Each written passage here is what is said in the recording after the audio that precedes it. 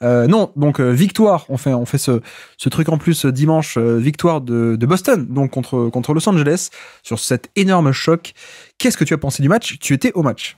Ouais. Bah alors, déjà, c'est assez. Tu vois, c'est. Souvent, on en parle quand on voit ça de l'extérieur, on entend dire oui, il y a une ambiance un peu différente et tout pour les Celtics, Boston et tout. Bon, pour le coup, c'est vrai. Genre, moi, je suis arrivé 3 heures et demie avant le début du match. Il y avait déjà du monde devant le TD Garden. La salle, elle était remplie, je pense, presque une demi-heure, 1 heure avant le match. Donc, il y avait vraiment une bonne ambiance dans le public. Et même les gens du staff, les joueurs, les coaching staff, enfin, un peu tout le monde, tu sens que c'est un peu une journée particulière. On avait un peu l'impression d'être le matin de Noël, ou le soir de Noël d'ailleurs. Et du coup, bah rien que pour ça, franchement, Comme s'il y avait c'était un cool. changement d'heure, en fait, presque. Ouais, non, mais franchement, ce matin, c'était la panique, quoi. Tu vois, pour le coup, on arrive à bouger dans le temps au niveau du podcast, mais moi, la gestion des horaires est catastrophique. Et du coup, le match commence et c'est vrai que le rythme est un peu bizarre. Il y a Boston qui est très statique, qui s'enferme très vite dans une attaque de mismatch un petit peu au début, pas toujours, fonctionne pas toujours très bien. Et les Lakers, eux, ont fait un peu une attaque de mismatch aussi. Et ça a été assez rare de voir ça en cette saison. C'est Derrick White qui a été ciblé par les Lakers au début du match et du coup directement sur du post-up avec LeBron James. Et par contre, à l'inverse, en début de match, ce que Boston a fait, je l'ai trouvé pas mal, c'est d'attaquer le côté, en fait, de faire que le côté où il y avait Luka Doncic, c'était le côté fort entre guillemets, et Luka était souvent positionné sur un joueur qui était dans un corner. Donc il était un petit peu le joueur du coup de l'aide, soit pour venir au cercle, soit pour couvrir le corner. Et comme il n'est pas extrêmement mobile et extrêmement long, il peut pas vraiment faire un bon stunt et après retourner protéger un petit peu le corner. Et du coup, ce qu'ils ont fait un petit peu Boston, c'est qu'ils ont fait des drives de ce côté-là où il y avait Lucas pour le forcer à venir en aide du coup dans la ligne de drive et envoyer le ballon dans le corner pour justement qu'il ait pas le temps un petit peu de se rattraper.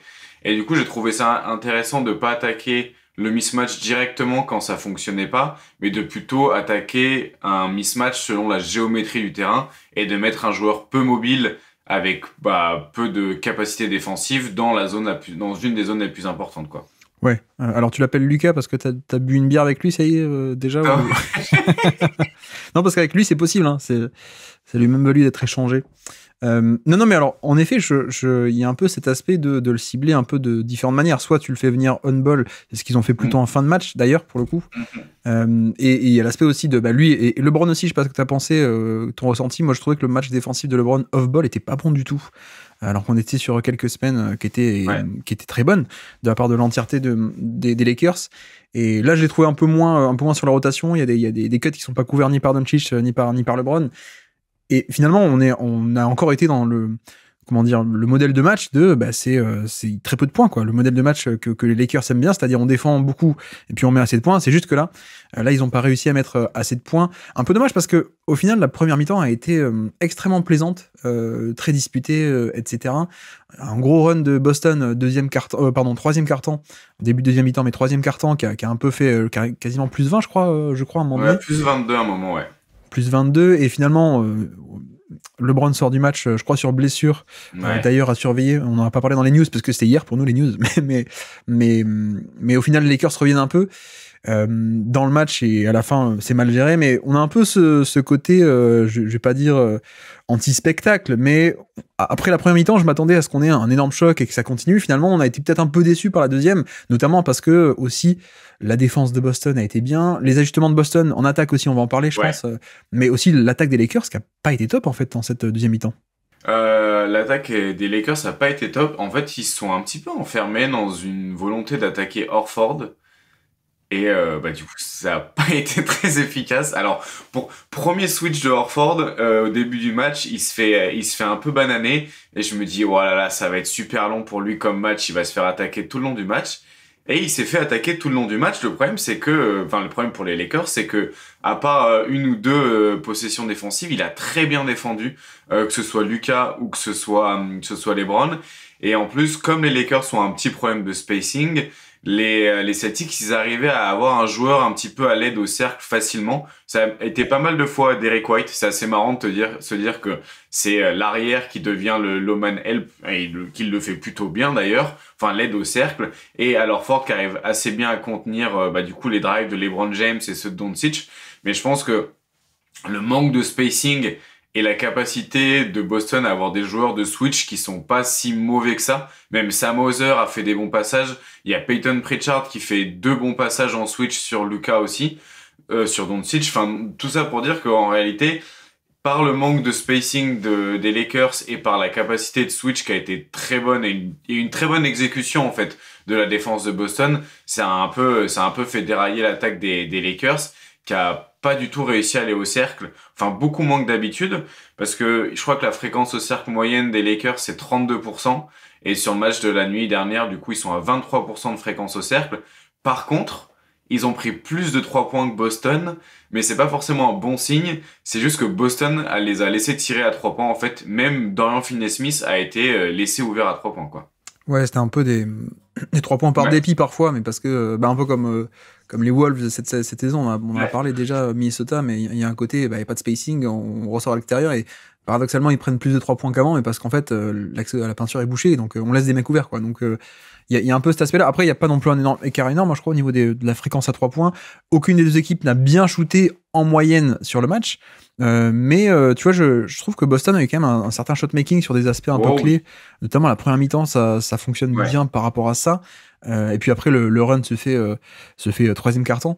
Mais ouais, en fait, on a eu un peu une anomalie, je trouve, de la part des Lakers, parce que tu l'as dit, très peu de tirs au panier, à peine 23% de tirs au panier, et même très peu de lancers francs aussi, pour le coup. Et je pense que c'est peut-être ça même qui est le plus marquant de ce fameux du plan de jeu défensif qui a été mis en place par Boston, au final on bouge complètement le terrain. Faut dire aussi que Jackson Hayes n'était pas là sur ce match-là, et ils ont joué avec Vanderbilt qui était entre guillemets poste 5, mais en fait il était pas poste 5 parce qu'il défendait soit Tatum soit Brown. Non, ils ont mis Finney Smith au début sur Tatum et puis Vando sur Brown, donc c'était pas vraiment un poste 5, je veux dire, mais c'est un peu le truc que tu payes ensuite de l'autre côté quoi. Pareil, hein, ils ont fait jouer aussi pas mal Jordan Goodwin, qui est pas toujours dans la rotation, mais quand il aide beaucoup en défense. Bon, clairement, t'as fait le choix de le faire jouer. Lui aussi, Gabe Vincent, qui a pas mis ses tirs. Voilà, t'as un personnel défensif qui a pas forcément les armes offensivement. Mais tu vois, même au-delà de ça, au-delà de ce côté Boston, le plan de jeu, boucher la raquette, les aides qui bien organisées, le switch all qu'on va protéger derrière. D'ailleurs, le seul sur qui il n'y avait pas de switch, c'était Doncic. Finalement, ça m'a rappelé un peu les finales de l'an passé, tu sais, où t'avais des espèces de prises à deux qui restent pendant toute la possession sur Doncic qui pénètre, toujours 2 joueurs sur lui. Et alors à l'époque, c'était Dante Exum qui est resté pendant 10 secondes tout seul ouvert sur le pick and pop avant d'avoir la passe. Là, il y en a eu 2-3 des belles passes là, tu sais, de Doncic pour Finney Smith, je crois, sur des actions comme ça. Donc ça m'a un peu rappelé ça. Mais non, ce que je veux dire, c'est que finalement, tu vois, le côté l'attaque Luka Doncic, je l'ai pas trouvé très très bonne, et enfin j'ai pas trouvé le play call très inspiré sur ce match-là, et j'étais même un peu déçu qu'il se passe pas grand-chose tactiquement en fait au final. Ouais, d'ailleurs en parlant de play call, en conférence de presse, je me suis pris une leçon de JJ Redick sur comment on appelle certaines actions, c'était un peu terrible. J'ai pas les vidéos. Non mais alors explique, qu'est-ce que t'as fait, qu'est-ce que t'as dit En gros, en plus on en avait parlé de cette action, on en a parlé dans cet épisode-là sur le match de New York, et je lui dis, est-ce que il y a une volonté de mettre Luka plus en mouvement avec par exemple une Chicago action comme vous avez fait contre New York? Et il me dit quoi, quel Chicago action? Il me dit de quel call tu parles, et je dis je lui dis, il y a un premier écran off-ball pour Luka, puis un end-off pour faire venir l'aide depuis côté le faible et ouvrir un tir dans le corner pour LeBron James. Il dit, ah oui, je vois très bien, mais pour nous, une Chicago action, c'est une situation de post-up assez basse. Ça, on appelle ça, je sais pas, un 7-7, un shallow 7-7 ou quelque chose comme ça. Enfin bon, en gros, il me dit, genre, oui, c'était ça le play call, et oui, ok, c'est pour mettre Luka en mouvement, mais c'est pas comme ça que ça s'appelle chez nous, quoi. Donc, je me suis senti... Bah ouais, mais ça c'est vraiment très personnel, hein, les dénominations. Et d'ailleurs, nous on dit Chicago Action parce qu'à la base, notamment, je crois que c'est Half Court Hoops qui était un des premiers qui a appelé ça comme ça, Chicago Action, Miami Action. Mais ça dépend, tu vois, ça dépend beaucoup de. Finalement, le play call est le même, mais le nom peut varier. Mais c'est vrai qu'Internet a pris un peu certains codes que certains, les premiers sont arrivés, ont dit ça, mais c'est pas du tout les mêmes. Bon après, je pense que Reddick en a un peu profité pour essayer de dire, ah tiens, j'en ai un qui veut faire le malin, je vais lui rabattre son caquet. Tiens, j'ai un Gugus avec un accent bizarre qui veut m'apprendre mon métier, on va voir. Mais du coup, c'est vrai que pour le coup, face à Boston, Luka a pas été trop mis en mouvement. Et là où ils ont fait leur run dans le quatrième, les Lakers, c'était plutôt justement avec un peu de mouvement et un meilleur spacing. Mais avant de passer au quatrième quart-temps... Oui, et d'ailleurs, pardon, excuse-moi, je rajoute. Vas-y. Parce que j'ai parlé de Vanderbilt, Goodwin, etc. Fin de match, on a plutôt un Dalton Knecht qui a joué. Parce qu'on a besoin de spacing. Et c'est là que ça a le mieux marché, en fait. Bah oui, c'est exactement ça. Mais du coup, avant le quatrième et avant que Knecht, du coup, rentre un peu plus dans la rotation, là où Boston, ils font le trou, ils spamment un espèce de empty side pick and roll. Donc en gros, ils vont dans un côté vide avec Derrick White et Al Horford. Pourquoi Derrick White et Al Horford? Parce que Derrick White est défendu par Austin Reeves et Al Horford est défendu par LeBron James. Et le but, c'est d'éloigner le plus possible LeBron James du cercle et d'approcher Austin Reeves le plus possible justement de la peinture. Du coup, il y a un switch qui s'opère. Et en fait, le but, c'est pas direct... Enfin, ça aurait pu de passer le ballon directement à Horford pour attaquer le post-up, mais Austin Reeves fait un bon travail pour rester devant et justement empêcher un petit peu cette action. Mais ça amène quand même Austin Reeves à être le défenseur du panier. Et du coup, c'est beaucoup plus facile pour driver pour les autres joueurs de Boston. Là aussi, où on voit que LeBron James a perdu un petit peu en mobilité, c'est qu'il se fait prendre sur un départ arrêté très facilement par Derrick White. Et sinon, Boston a aussi passé par le haut du terrain pour atteindre Horford, qui du coup était défendu par Austin Reeves, qui pouvait pas faire grand-chose. Donc c'est en spammant un petit peu cette action et avec une très bonne défense que Boston a vraiment réussi, entre guillemets, à faire le trou, plus la transition. Boston a été très bon sur transition. Ils ont provoqué plus de pertes de balles que d'habitude face à leurs adversaires, parce que les Lakers sont une équipe qui perd pas mal de ballons depuis l'arrivée de Luka. Du coup, ils ont pas mal insisté là-dessus. Et Boston, au final, je crois que sur les interceptions, il y a 80% de leurs interceptions qui se transforment en tentatives de tir. Et ils ont une réussite de 1,6 points par possession sur ces transitions-là. Avec d'ailleurs un gros match de Jalen Brown, hein, premier rideau sur Doncic. Bon, parfois il y a faute, parfois il n'y a pas faute. Oui, bon, après, on n'est pas... Mais énorme match. Et effectivement, ils ont créé beaucoup de situations de points faciles là-dessus, quoi, au final. Bah ouais, donc il y a eu, tu vois, je trouve que le plan de jeu de Boston, il était quand même plutôt bon. Il y a un truc aussi qui m'a un peu interrogé en conférence de presse, c'est j'ai demandé à Joe Mazzulla s'il utilisait les finales 2024 un petit peu comme exemple de comment il pourrait défendre Luka chez les Lakers, parce que du coup, il y a un tout petit échantillon de Luka Doncic chez les Lakers, donc c'est peut-être difficile un peu de faire un plan de jeu adapté. Et Joe Mazzulla dit oui, on va prendre des trucs de la finale contre 2024, mais il considérait aussi que les Lakers étaient une attaque, enfin une équipe avec des meilleurs shooters que Dallas. Ce qui m'a un peu interrogé, mais je me suis dit bon, peut-être. Et au final, il dit ça, et les premières minutes du match, il laisse absolument tous les joueurs de Lakers complètement ouverts à 3 points. Donc je me suis dit, est-ce qu'il n'y a pas un petit peu de bluff là-dedans ou quoi? Je pense qu'il t'a reconnu l'an passé de ta question sur la fréquence au panier qu'il avait énervé, et que du coup, là, il est en mode... je vais lui servir un bullshit. Non, mais après, là où il a raison, c'est que, tu vois, la fin de match, c'est ça. C'est LeBron est blessé, Luka Doncic, et clairement, on part à la chasse au switch, et qu'est-ce qu'on fait? On fait d'ailleurs exactement la tactique que fait Memphis 95% de ses possessions, c'est on met Luka Doncic tout seul en isolation sur l'aile, dans le corner, un shooter, Austin Reeves, et sur l'autre aile, Knecht, par exemple, et t'avais un espace énorme où personne pouvait faire des stunts, parce que tu veux pas abandonner à une passe près ni Knecht, ni Reeves. Donc les Lakers ont certains atouts quand tu organises bien, mais c'est vrai que globalement, moi j'ai trouvé que, en effet, comme tu l'as dit, hein, il y a pas mal de mecs qui ont été abandonnés et il y a des 3 points par dépit. Mais c'est vrai que ce retour de vestiaire de Boston, là, où ils spamment ce pick and roll, Derrick White, Al Horford, ils le font 10 fois d'affilée. Une fois ils changent de côté, une fois. Et comme tu dis, c'est juste en fait cibler Reeves, hein, le côté où on va libérer le panier au maximum. Un pick and roll, un très simple pick and roll pour avoir un switch. Et après le switch, soit on l'attaque directement, soit on passe par Tatum qui était en jeu en triangle pour faire une meilleure angle de passe. Soit, enfin bref, ça a été spammé encore et encore et encore. Mais tu vois, là-dessus, encore une fois, moi j'insiste, mais la défense des Lakers, elle est pas si mauvaise que ça, elle tient plutôt pas mal de coups. J'ai aussi trouvé que parfois, mais après c'est tout le temps un peu le cas, mais dans ce jeu du Switch, parfois, tout ce qui est Tatum et Brown, ça peut tomber un peu dans ce côté, on prend des pull-ups sur l'isolation, quoi, plutôt que d'aller encore une fois au panier. Parce qu'on a parlé de la fréquence au panier des Lakers qui est pas si grande que ça. Bon, Boston c'est un peu mieux, mais à voir à quel point, enfin la physionomie du match a pas un peu aidé sur le chiffre final. Ils sont à 37%, ce qui est même pas mal du tout. Ouais. Mais tu vois, encore une fois, il y a toujours ce problème de l'isolation. Finalement, les mecs vont l'attaquer de loin, quoi. Ouais. Et là encore, je pense que c'est du crédit à donner au fait que c'est un peu la tendance naturelle de Tatum de parfois il a Luka Doncic, il prend le step back à 3 points, ok. Après, il y a aussi le fait que tu regardes derrière, et t'avais Vanderbilt, t'avais Finney-Smith, t'avais des mecs qui avaient un pied dans la raquette, quoi. Donc, au final, je trouve que la défense, et malgré ce run dans le troisième quart-temps là, de Boston, avec ce système qu'ils ont fait 14 000 fois, et qui a marché, mais au final, j'ai trouvé que la défense n'était pas si mal que ça, et que c'est l'attaque qui était vraiment assez catastrophique, quoi. Pour le coup, qui est un peu la déception, je trouve. Il y a un côté shot-making qui est pas forcément là. D'ailleurs, les deux équipes ont shooté à 35% à 3 points. Au final, je crois que j'ai dit tout à l'heure, excusez-moi, je me répète. Mais non, mais l'attaque, finalement, je vais pas dire manque d'inspiration ou quoi que ce soit, mais c'est parfois ce côté recherche de mismatch. Ouais. Bah, c'est pas mal, mais il y a pas, on l'a déjà dit, mais il n'y a pas encore totalement tous les éléments qu'il faut pour Doncic. Il n'y a pas un rim runner d'élite, il n'y a pas des shooters d'élite à tout instant, etc., etc. D'ailleurs, j'en profite, mais il y a un mec qui s'appelle Cranji McBasketball. Alors, en vrai, il s'appelle Tim, c'est Tim, le chef de Basketball Index, qui est un site de stats, si ça vous intéresse, qui sur Twitter est en fait un gros fan des Lakers, je crois que j'en ai déjà parlé, mais qui fait souvent, allez voir, hein, si ça vous intéresse, il fait des chiffres et des rapports sur tous les matchs des Lakers, toujours intéressants. Et il dit, en fait, là, notamment, le nombre de ce que lui appelle les possessions de demi-terrain, entre guillemets, d'attaque organisée, il appelle ça comme ça, de possessions organisées, d'attaque un peu des systèmes de jeu, il y en a de moins en moins aux Lakers depuis le début de saison, et notamment depuis un mois.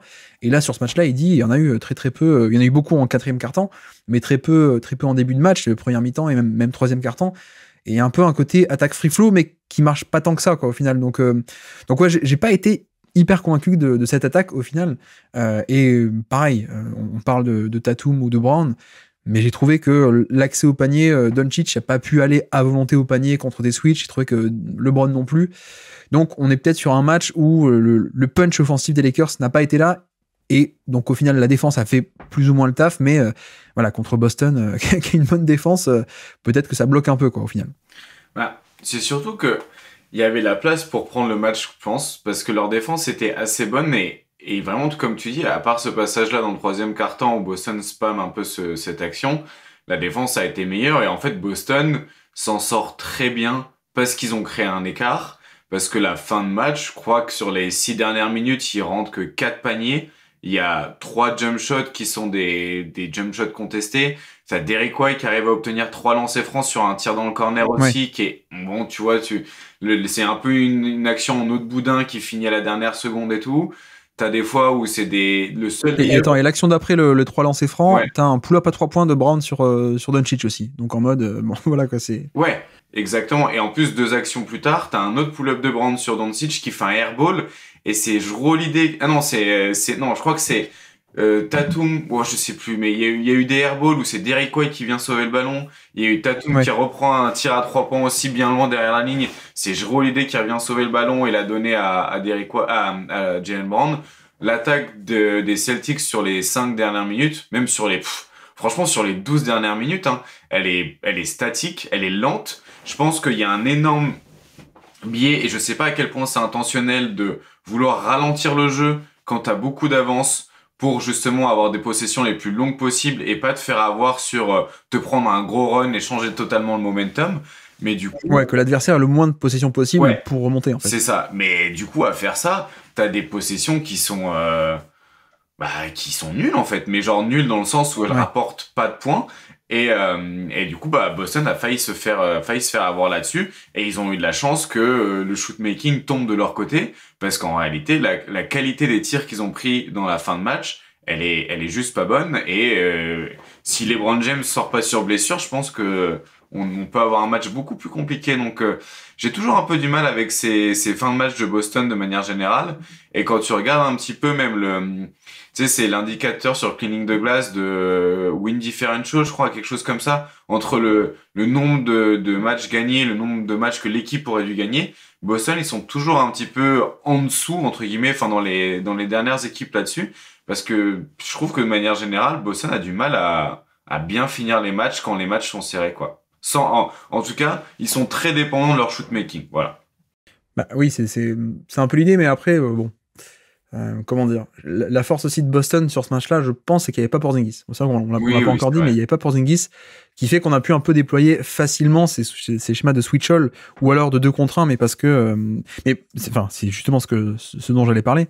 On en a parlé beaucoup dans les finales, mais la capacité d'avoir un Tatum, la valeur structurelle d'avoir un Tatum qui est capable de défendre entre guillemets des pivots, ce qui fait que par exemple contre Dallas en finale, on avait pu le mettre en défense contre Gafford et Lively, et ce qui fait que Doncic, soit il appelait Gafford, mais ça switchait parce que Tatum pouvait switcher, soit il appelait, il voulait cibler un Porzingis en défense, mais c'était pas avec une bonne cible, c'était avec un plus petit que Porzingis défendait, quoi. Donc il y avait pas ce côté, le pick and roll génial.